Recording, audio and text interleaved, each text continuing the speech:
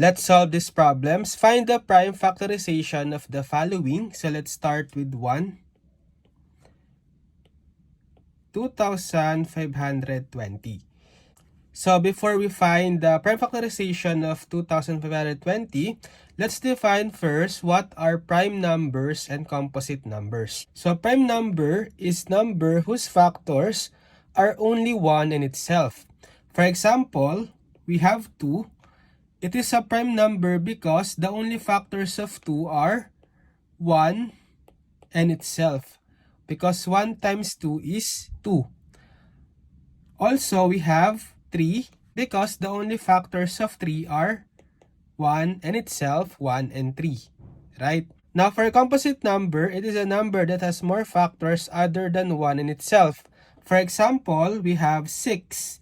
So, aside from the factors of 1 and itself, 1 and 6, it still has another factors of 2 and 3, right? Since 2 times 3, it's 6. Likewise, we have 8. So aside from the factors of 1 in itself, 1 and 8, it has another factor of 2 and 4. Since 2 times 4, it's 8. So going back to our problem, so when we say prime factorization, we need to find all the prime factors of the given number. So I will use factor 3 to find the prime factorization of this number. So that is, we branch out into 2 factors, the number 2,520. So think of any 2 random numbers that when you multiply is equal to 2,520. So the first 2 factors of 2,520 that I thought are obviously 10 and 252. And then, check whether the 2 factors that we chose are already prime numbers. So obviously, they're still not prime numbers for 10. We can still have another factors of 2 and 5 other than 1 in itself, right? So if that's the case, we can still factor out this term into 2 factors of 2 and 5. Now, these 2 factors of 10, 2, and 5 are already prime numbers, right? So we can encircle them, meaning that we don't need to further factor out them because they are already prime numbers. For 252, obviously, it's not yet a prime number. I can factor this out as 2 and 126. So this 2 is already a prime number, so we're done with it.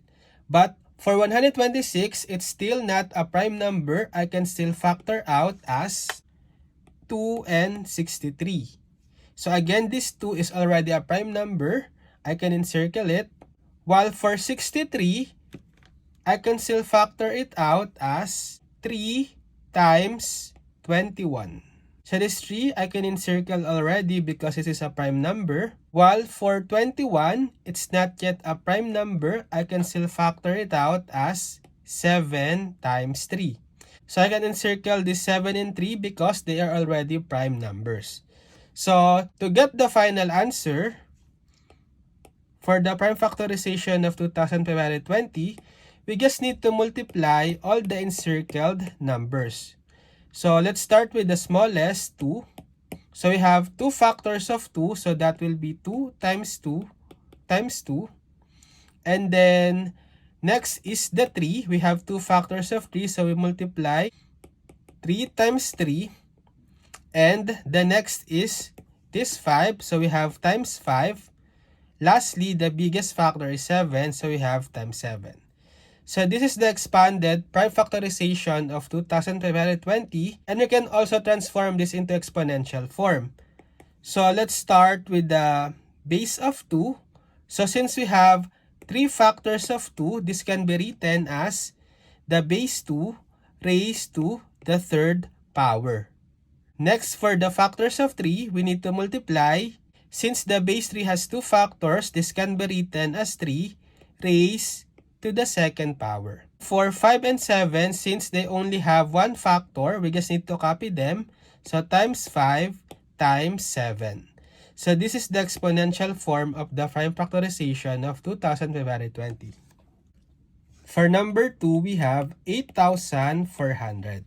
Again, let's think of 2 factors for 8,400. obviously we can have 84 and 100, right? But 84 is not yet a prime number. I can still factor out as 4 times 21. So this 4 is not yet a prime number. I can still factor out as 2 times 2. So I can now encircle these two factors of 2 because they are already prime numbers. For 21, likewise, it's not yet a prime number. Let's think of two factors for 21. We can have 7 and 3, right? We can encircle 7 and 3 already because they are prime numbers. Next, for 100, obviously it's not yet a prime number. We can still factor it out as 20 times 5. So 5 is already a prime number, while for 20, it's not yet a prime number, so I can still factor it out as 4 times 5.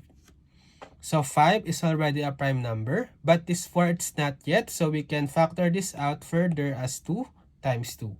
And these last two factors of 4 are already prime numbers, so we can encircle them already. And then, to find the prime factorization of 8400, we just need to multiply all the encircled numbers. So let's start with the smallest. We have 4 factors of 2. So we have 2 times 2 times 2 times 2.